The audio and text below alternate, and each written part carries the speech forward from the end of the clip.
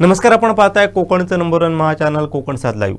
बातमीपत्रात आपलं स्वागत. सुरुवात करूया हेडलाईन्सनं. कुणकेश्वर आंगणेवाडी जत्रेबाबत पालकमंत्र्यांसोबत महत्त्वाची बैठक. सोनाळी कुंभवडे रस्त्याचं काम निकृष्ट दर्जाचं, सरपंच भीमराव भोसले यांचा आरोप. आणि माणगाव आरोग्य केंद्रात अखेर माणगाव आरोग्य केंद्रात MBBS डॉक्टर दाखल. आता पाहूया सविस्तर बातम्या. प्रशासकीय राजवटीत मालवण नगर परिषदेत लाखो रुपयांचा भ्रष्टाचार झाल्याचा आरोप ठाकरे शिवसेनेच्या नगरसेवकांनी पत्रकार परिषदेत केला आहे. आम्ही शिवसेना बाळासाहेब ठाकरे पक्षाचे 4ही नगरसेवक हे मालवणच्या जनतेच्या हिताशी, त्यांच्या प्रत्येक अपेक्षांशी आणि मालवणच्या सर्वांगीण विकासासाठी कटिबद्ध आहोत. आणि शहरात मालवण नगरपालिकेने जो खर्च केला आहे त्या प्रत्येक कामावर आमचं बारीक लक्ष आहे. आम्ही सहज असं सर्वे करता आमचं असं लक्षात आलं की मालवण शहरातील जो कचरा संकलन केला जातो, उचलला जातो आणि तो डम्पिंग यार्डवर टाकला जातो, त्याचं एकत्रीकरण. तिकडे नगरपालिकेने त्या कचऱ्यापासून विलगीकरण करून सुका आणि ओला कचऱ्यापासून खतनिर्मिती करण्यासाठी एक एजन्सी नेमली होती. त्या एजन्सीचं काम होतं त्या कचऱ्याचं विलगीकरण करणं आणि त्यापासून खतनिर्मिती करणं, जेणेकरून जो डम्पिंग यार्डला जो कचरा जमा होतो तो कचरासुद्धा नाहीसा व्हावा व त्यातून खतनिर्मिती होईल. त्यासाठी एजन्सी नेमलेले असताना आमच्या असं लक्षात आलं की ज्या ठिकाणी ज्या मशिनरी आहेत खतनिर्मितीच्या त्या पूर्णपणे सगळ्या बंद आहेत. त्या खतनिर्मितीसाठी जो काय स्टाफ वर्ग, जो 18चा जो काय 17-16 जणांचा जो काय स्टाफ आहे, तो स्टाफ तिकडे नव्हता.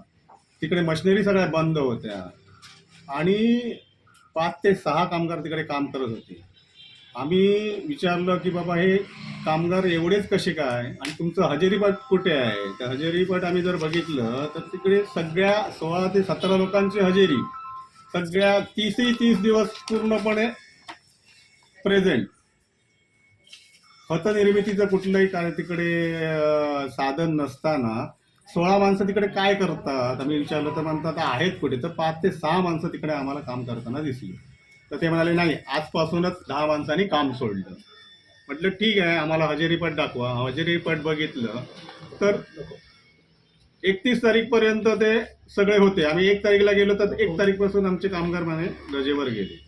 तर आम्ही असं बघितलं की म्हटलं त्या कुठले कामगार आहेत. त्याच्यामध्ये बघितलं तर काही कामगार हे दुसऱ्या आस्थापनाकडे, प्रायव्हेट आस्थानाकडे कामाला आहे. त्यांचं पण हजेरीपट आम्ही आणलं, ते आमच्याकडे आहे. ते त्याच दिवशी जिकडे ह्या ठिकाणी ज्यांचं प्रेझेंटेशन आहे, प्रेझेंटी लावलेली आहे, त्याचवेळी ते दुसऱ्या प्रायव्हेट दुकानामध्ये, मॉलमध्ये कामाला आहेत. तिकडची आम्ही प्रेझेंटी बघितली. त्यावेळी आमच्या असं लक्षात आलं की हे सगळं पण बोगस काम चाललेलं आहे. त्याच्यानंतर आम्ही माहिती घेण्याचा प्रयत्न केला नगरपालिकेकडून. तर 2022 ते 2023 पर्यंत 14,58,000 रुपये 6 महिन्यात या कामासाठी खर्च झाला. खतनिर्मिती किती झाली बघितलं तर 0. 28/2/24 पासून 2/8/24 पर्यंत दुसरा टेंडर काढलं गेलं. त्याची निविदा आहे 57,56,182. काम किती केलं 11 महिने. त्याचं बिल अदा किती केलं तर 35 लाख 9 महिन्यामध्ये. खतनिर्मिती किती झाली 0. काहीही नाही. तिकडे कचरा तिकडेच आहे. JCBने तो कचरा दुसऱ्याच्या पाड्यात नेऊन टाकणे, एवढंच काम तिकडे केलं गेलं. आणि त्याच ठेकेदाराला परत मुदतवाढ दिली गेली 31/7/25 पासून ते आजपर्यंत. आणि आतापर्यंत खतनिर्मिती किती 0. मग त्याच्यासाठी किती खर्च केला 60 लाख रुपयाची एकूण खर्च झाला आहे. त्याच्यातून काही उत्पन्न नाही. नगरपालिकेचे फक्त पैसे खर्च झाले आणि कचरा आहे तसा तिकडे पडून राहिलेला आहे. मशिनरीसाठी जे कोण टेक्निशियन असतात ते टेक्निशियन नाही आहेत त्यांच्याकडे, कुठलं नाही. जेसीबीचा दर लावला गेला, तिकडे JCB कुठे वापरला गेला नाही. फक्त कचरा ह्या परड्यातून दुसऱ्या कंपाऊंडमध्ये टाकण्यापुरतं त्याचं काम केलं गेलं. लक्षात आलं. त्याच्यामुळे हा जो काय एजन्सी नेमले हे सगळ्या बोगस एजन्सीज होत्या. हे पैसे सगळे आम्ही ज्या कामगारांचे पहिले इंटरव्ह्यू घेतले ते म्हणतात आम्हालाही पगार घालतात, आमच्या हजेरी दाखवतात, पण हे परत पगार आमच्याकडून परत घेतात. कॅशमध्ये. म्हणजे हा पैसा जातो कोण, हा पैसा जिरतो कुठे, हा आमचा या प्रशासनाला सवाल आहे. आणि ह्याबाबत आम्ही जिल्हाधिकाऱ्यांकडे रिसर्च तक्रार करणार आहोत. याची चौकशी झाली पाहिजे. हा का बाबा कचरा निर्मिती का झाला नाही, एक कुठे कामगार गेले, एक खोटी कामगाराचे पैसे कोण खातंय, याची सगळी चौकशी झाली पाहिजे. आणि त्याच्यावर आम्ही पाठपुरावा करणार जिल्हाधिकाऱ्यांकडे. आता दुसरं एक गोष्ट आहे, हे झालं एक कचऱ्याच्या बाबतीतलं. आता 1 तारीखला दैनिक पुढारीमध्ये एक निविदा प्रसिद्ध झाली. मालवण नगर परिषदेतील आडवण दलित वस्ती येथील विहिरीत 2 HP पंप, पॅनल आणि सर्व्हिस वायर खरेदी करून विद्युतीकरण पाणी पुरवणे. आम्ही बघितलं तर ह्या टेंडरसाठी 1,47,548ची निविदा काढण्यात आलेली आहे. हे काम प्रत्यक्ष जर केलं तर हे 40 ते 50 हजार रुपयाचंच काम आहे. आणि आम्ही म्हटलं प्रत्यक्ष जाऊन बघूया तरी हे काय विहीर, म्हणजे अजूनपर्यंत पाणी बाबा दलित वस्तीमध्ये जातं की नाही. तिकडे चौकशी केली तर दलित वस्तीमध्ये पाणी पुरवठा व्यवस्थित चालू आहे. मग हा बाबा एक टेंडर कशासाठी काढलं. आम्ही त्या इंजिनियरला घेऊन गेलो तिकडे, तर तिकडे पाहणी केली असता आम्हाला असं दिसलं की सगळं पंप बसवलेलं आहे, नवीन पॅनल बनवलेलं आहे, तिकडे बसवलेलं आहे, तिकडे वायर घातलेली आहे, पाणी सुरळीत चालू आहे. मग हे सगळं सुरळीत आहे तर ही निविदा का काढली गेली. तर ते म्हणाले नाही, हे आम्ही डिपार्टमेंटली काम केलेलं आहे. अरे डिपार्टमेंटने जर काम केलेलं आहे मग ही निविदा का काढली तुम्ही. तुम्ही जर काम झालेलं आहे तर ही निविदा का काढली नाही. ते मग कोणतरी या उपोषणाला बसले, हे बसले. म्हटलं हे बघा, उपोषणाला कोणी बसलं म्हणून तुम्ही निविदा सकट न काढता तुम्ही जर काम करत असाल तर हे बोगस काम आहे. याच्याबद्दलही आम्ही सीओनकडे आता तक्रार करणार आहोत. नाही जर याच्याबद्दल जर काही हे झालं तर आम्ही कलेक्टरकडे या संदर्भात तक्रार करणार आहोत. अशा प्रकारे बोगस काम करायचं म्हणजे काय झालंय, जनतेला असं वाटत होतं की नगरसेवक नाही आहेत, प्रशासन आहे, प्रशासन सगळं चांगलं सुरळीत काम करते, नगरसेवक कशाला पाहिजेत. तर नगरसेवक अशासाठी पाहिजेत की हे जो काय भ्रष्टाचार चाललाय नगरपालिकेमध्ये प्रशासकीय काळामध्ये, त्याला आळा घालण्यासाठी नगरसेवकांची गरज आहे. नागरिकांची कामं म्हणजे काय, कचरा पाणी ही फक्त काय मालवणचा विकास होण्यासाठी कामं नाही आहेत. लक्षात आलं का. त्यामुळे नगरसेवक काय करू शकतात, काय नाही करू शकतात हे आम्हाला आता विरोधी पक्षात आम्ही आहोत, तर आम्ही विरोधी पक्षात राहून सत्ताधाऱ्यांवर अंकुश ठेवून योग्य तो जनतेची कामं करून जनतेला चांगलं दर्जेदार सेवा पुरवण्याचं काम आम्ही करणार आहोत. आपल्या गावागावात असलेल्या शाळा बंद होता नाहीत. जे निकष पश्चिम महाराष्ट्र मराठवाड्याला आहेत ते लावू नका असं मत नितेश राणेंनी मांडलंय. 2 दिवसापूर्वी शाळा बचाव असं एक आंदोलन जिल्हाधिकारी कार्यालय करणार आहे. त्या संदर्भात तुम्ही तिथे भेट दिली होती आणि त्या संदर्भात दादा भुसे यांची देखील तुम्ही त्यांना असं पत्र लिहिलं आहे. एकंदरीत बघता 215 ज्या हायस्कूल आहेत माध्यमिकच्या, त्यातल्या 92 हायस्कूल आहेत त्या कुठेतरी बंद होण्याच्या परिस्थितीमध्ये आहेत. ती नेमकी परिस्थिती अशी त्या बंद होऊ नये आणि कोकणासाठी निकष तुम्ही वेगळे लावा हा माझं आग्रह आहे. आणि त्यामुळे मी शिक्षण मंत्री दादा भुसेजींना पत्र लिहिलेलं आहे. माझा प्रामाणिक प्रयत्न राहील की आज आपल्या सिंधुदुर्ग जिल्ह्यामध्ये जिथे साक्षरतेचे प्रमाण आपलं फार चांगलं आहे, त्याचबरोबर आपल्या गावागावामध्ये असलेल्या शाळा त्या कुठल्याही परिस्थितीमध्ये बंद होता कामा नये.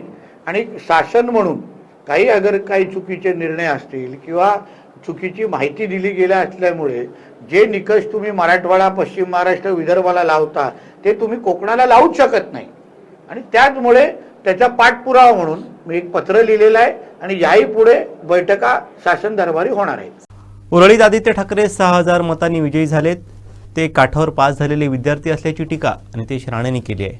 अख्ख्या मुंबईमध्ये आदित्य ठाकरेंवर तुम्ही काय बोलणार असं सगळ्या मुंबईकरांचं लक्ष लागलंय. आदित्य ठाकरेवर मी काय बोलतो हे मुंबईने महाराष्ट्राने ऐकलेलं आहे, आवाजासकट ऐकलेलं आहे, म्हणून दुसरं काय बोलणार.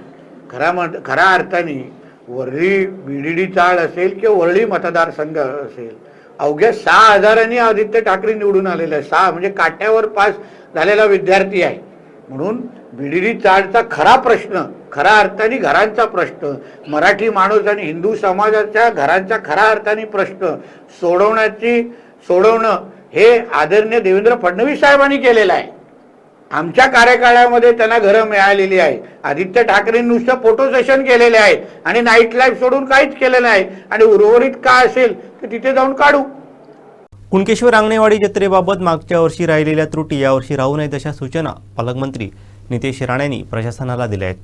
कुणकेश्वर आणि आंगणेवाडीच्या जत्रा हे आमच्या सिंधुदुर्ग जिल्ह्याच्या दृष्टिकोनातून अतिशय महत्त्वाच्या जत्रा आणि मोठ्या प्रमाणामध्ये महाराष्ट्रातून, देशातून, मुंबईतून खास करून चाकरमानी ज्याला आम्ही म्हणतो ते मोठ्या प्रमाणामध्ये आमच्या जिल्ह्यामध्ये येतात. आणि म्हणून दरवर्षीप्रमाणे याही वर्षी नियोजन असो किंवा स्थानिक ग्रामस्थांशी स्थानिक मंडळाची चर्चा करून, देवस्थानाच्या लोकांशी चर्चा करून नियोजनामध्ये कुठला अभाव राहता कामा नये, किंबहुना गेल्या वर्षापेक्षा ह्या वर्षाचं नियोजन अजून उत्तम व्हावं, नागरिकांच्या गैरसोयी कमी व्हाव्यात या दृष्टिकोनातून आज मी त्याची आढावा बैठक जिल्हाधिकारी होते आणि सगळे खाते प्रमुख होते त्यांच्याबरोबर घेतलेली आहेत. काही महत्त्वाच्या सूचना गेल्या वर्षी ज्या गोष्टी राहून गेल्या होत्या, उदाहरण मोबाईल नेटवर्क असो, काही तिकडच्या रस्त्यांची कामं असो, पार्किंगच्या सुविधा असो, या सगळ्या संदर्भात आत्ताच आमची बैठक झालेली आहे. आता परत एक बैठक 25 जानेवारीच्या जवळपास घेऊ आणि मग 5 फेब्रुवारीला त्या स्पॉटवर जाऊन घेऊ आणि नंतर कुणकेश्वरच्या जवळ आपली यात्रा आल्यावर घेऊ. आणि या माध्यमातून टप्प्याटप्प्याने चांगल्यातलं चांगलं नियोजन या दोन्ही यात्रांचं कसं होईल त्या दृष्टिकोनातून आम्ही पावलं उचलायला सुरू केलेले आहे. मी प्रत्येक खाते प्रमुखाला सांगितलंय, जनतेच्या हक्काचे पैसे, हक्काच्या निधीबाबत जे अवघड प्रश्न आहेत ते माझ्याकडे घेऊन या. जे वर्षानुवर्षे सुटत नाहीत ते माझ्याकडे आणा, बघू कसे सुटत नाहीत, अशा स्पष्ट सूचना मंत्री नितेश राणेंनी प्रशासनाला दिल्या आहेत. आज निधी खर्चाच्या बाबतीमध्ये डीपीडीसीत आम्ही एक क्रमांकावर. कुठेही जो जनतेचा अधिकार आहे, जो पैसा जनतेसाठी खर्च झाला पाहिजे, तो कुठेही आम्ही प्रलंबित ठेवत नाही. मी सगळ्या आमच्या डीपीओ सकट सगळ्या अधिकाऱ्यांना सांगून ठेवलेला आहे, लोकांचा पैसा आहे ना तो वेळेत खर्च झालाच पाहिजे. अखर्चित कुठलीही निधी राहिली नाही पाहिजे. आमचे पोलीस अधीक्षक असतील, आमच्या कलेक्टर मॅडम असतील, प्रत्येक खात्या प्रमुखाला सांगितलेलं आहे, जनतेच्या हक्काचे पैसे, जनतेच्या हक्काची निधी आणि ते जे निर्णय प्रलंबित आहेत, अवघडला अवघड प्रश्न असेल जो वर्षानुवर्ष सुटला नसेल ना, आणा माझ्या टेबलावर, बघू कसा सुटत नाही, बघू मार्ग काढायला प्रयत्न करू. संबंधित मंत्र्याशी बोलू, मुख्यमंत्री साहेबांशी बोलू. जे जे प्रश्न आतापर्यंत सुटले नसतील त्यालाच आपण हात घालायचा आणि सोडवायचा प्रयत्न करा. शेवटी राजकीय इच्छाशक्ती महत्वाची असते, त्या प्रशासनाची साथ महत्वाची असते. आमच्या सगळ्या जणांचं एवढं उत्तम संवाद आहे, कुठेही अडकलो तर एक दुसऱ्याशी बोलणं आणि मार्ग काढणं आणि जनतेला दिलासा देणं हा एक कलमी कार्यक्रम या प्रशासनाचा असल्यामुळे आज तुम्हाला ऐतिहासिक असे निर्णय होत असताना दिसतील. आम्ही बोलत नाही की आम्ही चुकणार नाही, निश्चित चुकू, कुठल्या ना कुठल्या गोष्टी राहून पण जात.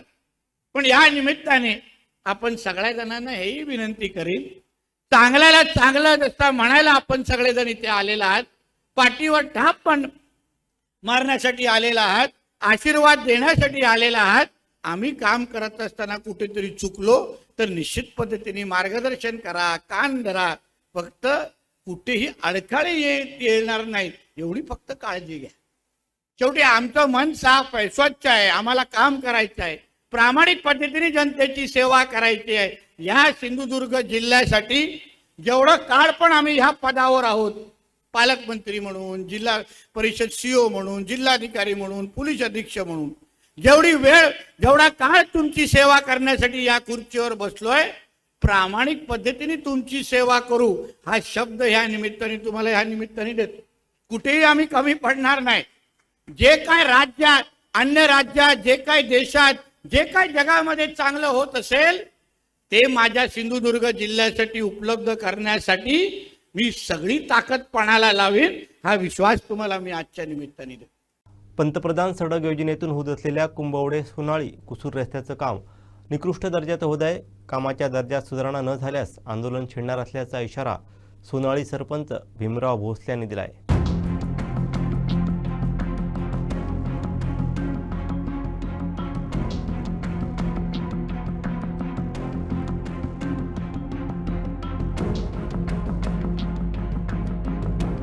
करूळ कुंभवडे कुसूर या मार्गाच्या दुसऱ्या टप्प्याचं काम पंतप्रधान ग्राम सडक योजनेतून होत आहे. दरम्यान या मार्गावरील कुंभवडे सोनाळी या ठिकाणी या मार्गावरील मोऱ्यांचं बांधकाम सुरू आहे. हे काम करताना वाळूऐवजी खडीची ग्रीड वापरण्यात आली आहे. त्यामुळे हे दीर्घकाळ टिकू शकत नाही. बऱ्याच वर्षानंतर मंजूर झालेलं हे काम दर्जेदार होणं अपेक्षित होतं. मात्र ठेकेदाराकडून होत असलेल्या या अशा कामांवर सोनाळी सरपंच भीमराव भोसले यांनी आक्षेप घेतलाय. या मार्गाचं काम दर्जेदार केलं जावं. या मार्गावरील मोऱ्यांच्या कामात वाळूचा वापर व्हावा. तसं न झाल्यास संबंधित कामाची चौकशीची मागणी करणार असल्याचं सांगितलं. तसंच आंदोलन छेडण्याचा इशाराही दिलाय.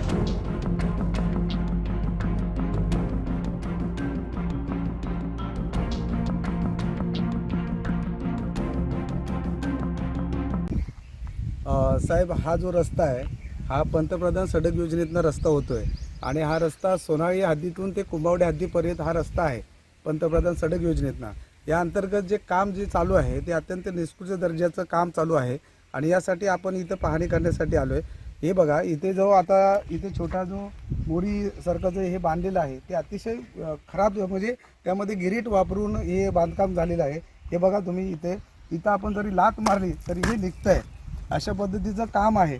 पंतप्रधान सडक योजनेतनं अंतर्गत काम होताना ते सर्वसामान्य लोकांसाठी चांगल्या दर्जाचं काम होण्यासाठी शासनाने ही योजना आणलेली आहे. असं असताना सुद्धा इथे जे काही ठेकेदार आहेत अशा पद्धतीने एकदम खराब आणि चुकीच्या पद्धतीने काम चालू आहे. तर त्यासाठी आपण या ठिकाणी पाहणी करण्यासाठी आलो आहे. मी या गावचा सरपंच आहे, सोनाळी गावचा. माझ्या हद्दीतून कुंभवडे हद्दीपर्यंत हा रस्ता धरलेला आहे पंतप्रधान योजनेतनं. या रस्त्याचा जो ठेकेदार आहे याने या कामामध्ये वाळू न वापरता हे गिरीट वापरलेलं आहे आणि हे गिरीट जर वापरलं तर भविष्यामध्ये पंतप्रधान योजनेच्या अंतर्गत त्यांच्या अंडर फक्त 10 वर्ष काम असणार आहे, देखभाल दुरुस्ती त्यांच्याकडे. आणि 10 वर्षानंतर ह्या रस्त्याचं काय, यासाठी एक जागृत नागरिक म्हणून आम्ही या ठिकाणी याची पाहणी करून हे आपण बाईट देत आहोत. सरपंच, आपण पाहणी केली आहे काम निकृष्ट दर्जाचं. या संदर्भात संबंधित जे कोण विभाग असेल किंवा संबंधित ठेकेदार याच्याशी काय बोलणं झालं आहे का आपलं? हो, संबंधित ठेकेदाराचा जो इथे मुकादम आहे किंवा काम करण्यासाठी त्याने पाठवलेला जो माणूस आहे त्याच्याशी मी बोलणं केलेलं आहे.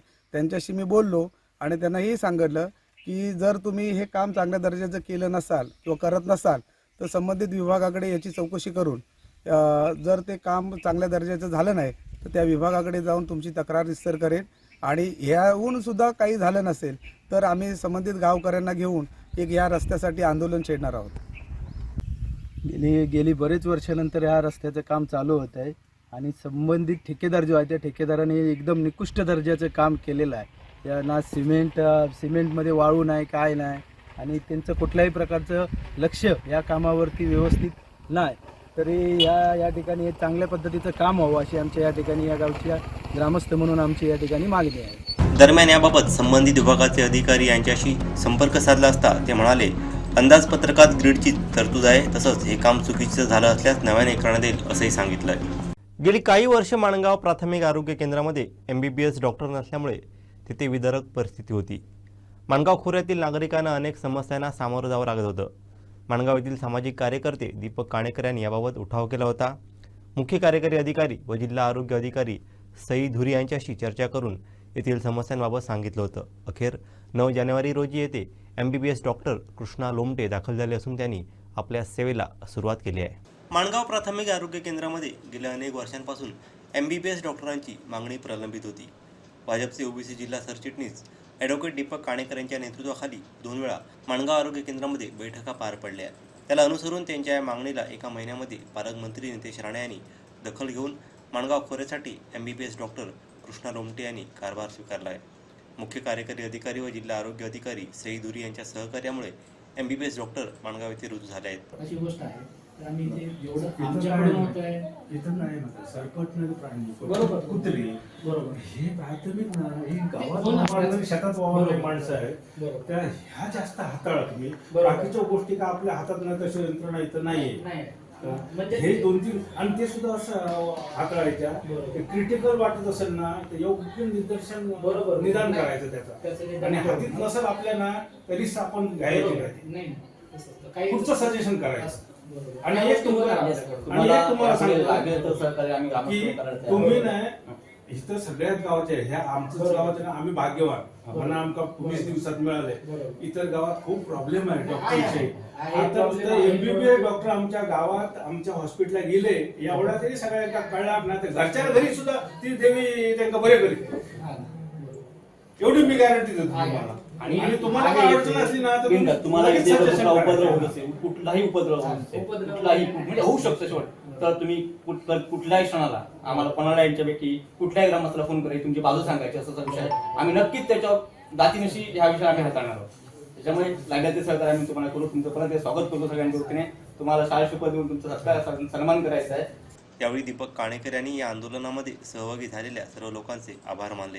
यावेळी नव्याने रुजू झालेले डॉक्टर कृष्णा लोमटे यांचा शाल श्रीफळ देऊन ग्रामस्थांच्या वतीने सत्कार करण्यात आला. मागील 1 महिन्यापूर्वी माणगाव प्राथमिक आरोग्य केंद्रामध्ये MBBS डॉक्टरची मागणी आम्ही केलेली होती ग्रामस्थांच्या वतीने आणि भारतीय जनता पार्टीच्या वतीने. आणि या मागणीला मी तुम्हाला आनंदी देऊन सांगतो की या मागणीला या ठिकाणी आम्हाला यश प्राप्त झालेलं आहे. अखेर माणगावमध्ये MBBS डॉक्टर या ठिकाणी हजर झालेले आहेत कायमस्वरूपी. त्याबद्दल सर्वप्रथम त्यांचं मी स्वागत करतो. MBBS डॉक्टर कृष्णा लोमटे यांच्या या ठिकाणी कायमस्वरूपी नियुक्ती करण्यात आलेली आहे. या नियुक्तीबद्दल सन्माननीय राज्याचे कॅबिनेट मंत्री आणि जिल्ह्याचे पालकमंत्री सन्माननीय श्री नितेश राणे साहेब यांनी या प्रकरणावर जातीनिशी लक्ष घातल्यामुळे आम्हाला या अवघ्या काही दिवसातच म्हणजे 15 दिवसाच्या आत या ठिकाणी MBBS डॉक्टरची मागणी पूर्ण करण्यात आलेली आहे. त्याबद्दल मी माणगावच्या वतीने तसेच भारतीय जनता पार्टीच्या सर्व कार्यकर्त्यांच्या माणगावातील सर्व कार्यकर्त्यांच्या वतीने त्यांचा आभार व्यक्त करतो. त्याचसोबत या प्रसंगी भारतीय जनता पार्टीचे सर्व जिल्ह्याचे पदाधिकारी, तालुक्याचे पदाधिकारी, माणगाव खोऱ्यातील सर्वच पदाधिकारी व कार्यकर्ते यांचे आभार आम्ही व्यक्त करतो. कारण आपण सर्वांनी ज्या विषयाला अधिक गांभीर्यपूर्वक घेऊन या ठिकाणचा हा प्रश्न मिटवण्यासाठी सहकार्य केलेले आहे. त्याचप्रमाणे या प्रश्नासाठी विशेष सहाय्य ज्यांनी केले आहे ते म्हणजे या सिंधुदुर्ग जिल्ह्याचे मुख्य कार्यकारी अधिकारी, त्यांचेही मी आभार मानतो. त्याचप्रमाणे या डिस्ट्रिक्ट हेल्थ ऑफिसर सन्माननीय सईद धुरी यांचेही या ठिकाणी विशेष आभार मानतो. त्यांनी या प्रश्नाला पण गांभीर्यपूर्वक लक्ष घालून या ठिकाणी जी काय आमची गैरसोय होत होती माणगाव खऱ्याची गेली अनेक वर्षाची ती पूर्ण केलेली आहे. त्याबद्दल सर्वांचे आभार व्यक्त करतो. त्याचप्रमाणे या ठिकाणी जी सोशल मीडिया आहे, प्रिंट मीडिया आहे, त्यामध्ये आमचे मिलिंद धुरी आहेत, आनंद कांडरकर आहेत, त्यासोबत कोकण 7 असू देत, कोकण दर्पण असू देत, असे अनेक ज्या सोशल मीडिया चॅनल आहेत त्यांनी पण ह्या प्रश्नावर खूप गांभीर्यपूर्वक आणि अतिशय प्रसार या विषयाचा केला असल्या कारणाने शासनाला अखेर दखल घेऊन आमच्या या पालकमंत्री महोदयांनी आम्हाला या ठिकाणी अवघ्या काही दिवसातच या ठिकाणी MBBS डॉक्टरचा कायमस्वरूपी पुरवठा केलेला आहे. त्याबद्दल त्यांचा मनपूर्वक आभार मानतो. धन्यवाद. नगरसेवक देव्या सूर्याजी यांच्या माध्यमातून प्रभाग 6 मध्ये स्वच्छतेसाठी नगर परिषद आरोग्य विभाग कटिबद्ध झाला आहे. तसंच सार्वजनिक ठिकाणी कचरा टाकणाऱ्यांवर कडक कारवाईचा इशारा देखील देण्यात आला आहे.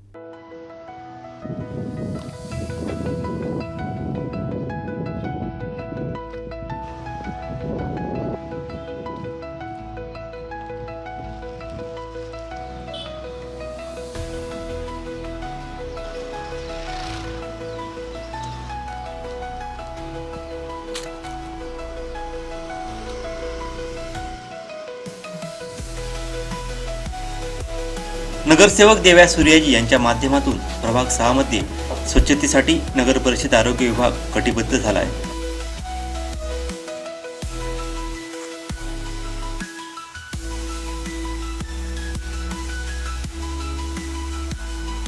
तसंच सार्वजनिक ठिकाणी कचरा टाकणाऱ्यांवर कडक कारवाईचा इशारा देखील देण्यात आला आहे. येथील ओळावरती बनलेला मिनी कचरा डेपो स्वच्छ होण्यासाठी बारकाईनं लक्ष नगर परिषद कर्मचाऱ्यांनी दिलं.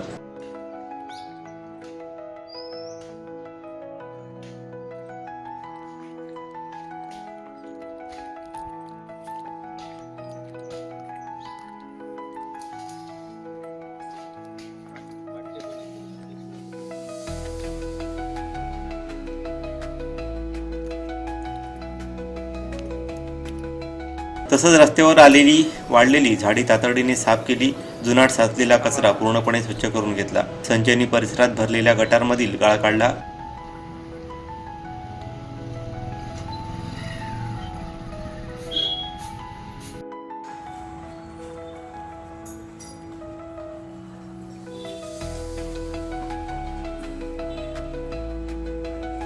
या स्वच्छता मोहिमेत नगर परिषदेचे दीपक म्हापसेकर व सफाई कर्मचारी यांचं मोलाचं सहकार्य लाभलं. यासाठी नगरसेवक देव्या सुरेज यांनी पालिका प्रशासनाचे आभार मानलेत.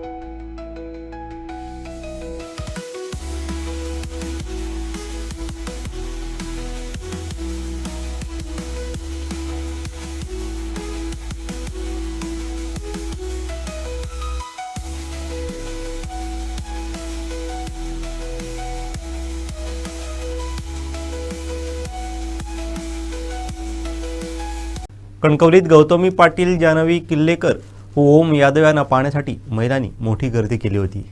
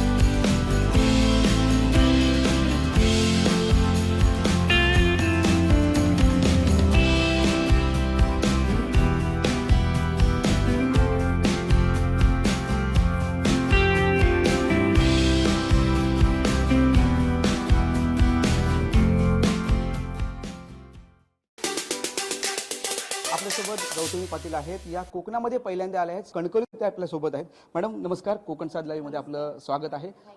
पहिल्यांदा सिंधुदुर्गात येत आहे आणि कणकवलीमध्ये आपण दाखल होतात. कणकवली ही सिंधुदुर्ग जिल्ह्याचं हार्ट म्हटलं जातं आणि चांगली संस्कृती देखील कणकवलीत आहे. काय सांगाल त्याबद्दल? मला खूप छान वाटतंय. एवढं भरभरून प्रेम मिळतंय आणि म्हणजे बाकी सगळं सोडून द्या, पण महिला वर्ग जे आज भरभरून आलेत आणि प्रेम दिलं त्यांचं मी खूप मनापासून आभार मानते. आणि हे प्रेम जे मला मिळतंय त्याचं मी खूप खूप आभार मानते सर्वांचं. आमचा सिंधुदुर्ग जिल्हा हा पर्यटन जिल्हा आहे. समुद्रकिनारे आहेत. या पर्यटन जिल्ह्यामध्ये तुम्हाला फिरायला आवडेल? अरे मला समुद्र किनारी फिरायला खूप आवडतं. माझे व्हिडिओ पण असतील. मला फेवरेट आहे ते खूप. तर मला नक्की आवडेल फिरायला. भविष्यात तुम्हाला जर कोकणात यायला आवडत असेल तर कुठला तालुका, कुठे यायला आवडेल, काय सांगाल त्याबद्दल? तसं काही नाही, पण जर मी विचार केला इथून पुढे तर नक्की मी ह्या साईडला येईल आणि व्हिजिट देईल. कोल्हापूर आणि कोकण एक वेगळं नातं आहे. कोल्हापूरचे लोक बरेच ह्या कोकणामध्ये, सिंधुदुर्गामध्ये स्थायिक झालेले आहेत. तुम्ही देखील स्थायिक होण्याची काय भविष्यात इच्छा? कोल्हापूर माझं पहिलेपासून फेवरेट आहे. म्हणजे खूप जुनी ओळख आहे कोल्हापूर. म्हणजे कोल्हापूर म्हटलं की एक मला आनंद वाटतो खूप. तर कोल्हापूरकरांना मी एकदम लव्ह यू, नेहमी भरभरून प्रेम देतात. तर थँक्यू सर्व कोल्हापूरकरांना. पण सिंधुदुर्गवासींना काय सांगा? आज सिंधुदुर्ग मी आज पहिल्यांदा आले आणि भरभरून प्रेम बघताय. आता संध्याकाळीही कार्यक्रम आहे आणि तुम्ही तेही प्रेम बघताल. जे महिला वर्ग जे सगळे देत आहेत त्यांचं, आणि त्यांनाही सर्वांना लव्ह यू. थँक्यू. तिथे सिंधुदुर्गवासियांनी देखील लव्ह यू असं गौतमी पाटील यांनी सांगितलेलं आहे. कॅमेरामॅन साहिल बागवेसह उमेश बुचडे, कोकण साद लाईव्ह, कणकवली. आमच्या कोकणावर आणि सिंधुदुर्गावर सगळ्यांचंच प्रेम असतं. तसंच बघायला गेलं तर आता म्हणजे जे अभिनेत्री असतील, अभिनेता असतील आणि कॉमेडी फेम असतील ह्यांचं देखील भरभरून प्रेम आहे. आणि याच अनुषंगाने आपण कणकवलीमध्ये ओम यादव कॉमेडी फेम हे आपल्या सोबत आहेत. कोकण साद लाईव्हमध्ये ओमजी तुमचं नमस्कार, स्वागत आहे. पहिल्यांदा आमच्या सिंधुदुर्गात येत आहे. कसं वाटतंय, काय सांगा? येस, प्रथम कोकण साथ टीमचे आभार की या ठिकाणी आमच्या भावना जाणून घेतल्या. पुणेकरांच्या गौतमी आणि मी बेसिकली आम्ही पुण्यातून आलो आहे, परंतु प्रचंड प्रेम या ठिकाणी कोकणात मिळत आहे. कोकणाची साधी माणसं खूप भावली. येताना पण आम्ही बऱ्याच ठिकाणी थांबत आलो, मजा आली. आणि कोकणातल्या लोकांना खरंच माणुसकी हा प्रकार खूप, किंवा एक जीव लावणं हा प्रकार खूप जाणवला या ठिकाणी. मगाशी सुद्धा जेव्हा आम्ही ओपनिंगला गेलो होतो तेव्हा सुद्धा अगदी मुंगी शिरायला जागा नव्हती, एवढं प्रचंड प्रेम या ठिकाणी कणकवलीकरांचं मिळालं. या प्रेमाबद्दल मनपूर्वक नम्रपणे सगळ्यांचा आभारी आहे. आमचा जिल्हा हा सिंधुदुर्ग जिल्हा आहे, पर्यटन जिल्हा आहे. या पर्यटन जिल्ह्यामध्ये फिरायला आवडेल? येस, नक्की. खरं म्हणजे लहानपणापासून जेव्हा मी शाळेत होतो स्कूलमध्ये, तेव्हा सहली या कोकणातच यायच्या. त्यामुळे पहिल्यापासून समुद्रकिनारा, आपल्या महाराष्ट्राचं नशीब आहे की आपल्याला मोठा समुद्रकिनारा लाभला आहे. आणि त्याच्यामुळे पहिल्यापासून एक्साइटमेंट होतीच समुद्रकिनाऱ्याची. आणि त्यातल्या त्यात सिंधुदुर्ग जिल्हा हा खूप निसर्गाने नटलेला आहे. तर नक्कीच फिरलोय लहानपणी खूप, आणि कालपासून सुद्धा या ठिकाणी जसा वेळ मिळेल तसं फिरतोय. आणि आणखी फिरायला आवडेल. जे महाराष्ट्रभरातून या ठिकाणी पाहत असतील त्यांनाही विनंती आहे की वेळ काढून निसर्गात या. आपण तर सिमेंटच्या जंगलात राहतोच आहे पुणे मुंबईमध्ये, परंतु जरा निसर्गाच्या जंगलात आल्याशिवाय स्वतःला आपण शोधणं जे म्हणतो ते निसर्गात आल्याशिवाय होऊ शकत नाही. आणि तेच या ठिकाणी कोकणात मिळत आहे. या निसर्गात या म्हणून सांगणाऱ्या आपण कोकणवासियांना काय सांगाल तुम्ही, काय संदेश द्याल? हे टिकवलं पाहिजे. जे गावपण आहे, इकडे आल्यावर गावपण, जे मी पण तसा पुणे जिल्ह्यातला ग्रामीण भागातूनच, परंतु आता कामामुळे शहरी भागात असतो, तर गावपण हे टिकवलं पाहिजे. आणि त्यातल्या त्यात कोकणला म्हणजे काय म्हणू आपण, आशीर्वाद आहे, देवाचा आशीर्वाद आहे की एवढं निसर्गाने भरभरून दिलं आहे की ते जपलं पाहिजे. कारण निसर्ग आहेत तर आपण आहे. मागे कोरोना आला, त्याच्या आधी जगभरात सुनामी आल्या. हे सगळं निसर्गाबरोबर आपण जे काय अन्याय करतोय निसर्गावर, त्याचीच ही परतफेड निसर्ग करतोय. जो ओझोनचा थर आहे पृथ्वीवरचा, कोरोनाच्या काळात बघा ओझोनचं जे होल त्याला पडलं होतं, जेव्हा सगळं इंडस्ट्रियल सगळे थांबले होते, इंडस्ट्री सगळी थांबली होती, जेव्हा प्रदूषण कमी होत होतं, रस्त्यावरून गाड्या कमी धावत होत्या, तेव्हा निसर्ग परत जागेवर आला त्या 4-5 महिन्यामध्ये. तो सिग्नल होता खरं म्हणजे निसर्गाचा की वेळेत सावध व्हा. निसर्ग महत्त्वाचा आहे. निसर्ग आहोत तर आपण आहोत, आणि निसर्ग नाही तर आपला पण शेवट आत्ता नाही, परंतु काही शेकडो वर्षांनी तर नक्कीच आहे. आपल्या पुढच्या पिढ्यांना हे भोगावं लागेल. त्यामुळे आत्ताच जागा होऊया जेवढं शक्य आहे. मी म्हणत नाही की कामधंदा सोडून निसर्ग वाचवायला जा, परंतु जेवढं आपल्या हातात तरी नक्कीच आहे. एक प्लॅस्टिकचा कागदसुद्धा न फेकणं सार्वजनिक ठिकाणी, हे सुद्धा निसर्ग वाचवण्याचं एक सोपं एक उदाहरण आहे. तर जेवढं शक्य आहे आपण करूया. निश्चित. धन्यवाद ओमजी, आपले कोकण साथी बोलल्याबद्दल. निसर्ग वाचवायला पाहिजे, कोकण पण वाचलं पाहिजे, गाव पण वाचवायला पाहिजे, असंच या ओमजींनी पुण्यात राहतात पण कोकणाच्या लोकांना सांगितलं. आणि कोकणातील लोक देखील हे टिकवतील हीच अपेक्षा आपल्याला सर्वांना व्यक्त होत आहे. कॅमेरामॅन साहिल बागवेसह उमेश पुचडे, कोकण साथ लाईव्ह, कणकवली. शेवटी ठळक घडामोडी पुन्हा एकदा. कुणकेश्वर आंगणेवाडी जत्रेबाबत पालकमंत्र्यांसोबत महत्त्वाची बैठक. सोनाळी कुंभवडे रस्त्याचं काम निकृष्ट दर्जाचं, सरपंच भीमराव भोसले यांचा आरोप. आणि माणगाव आरोग्य केंद्रात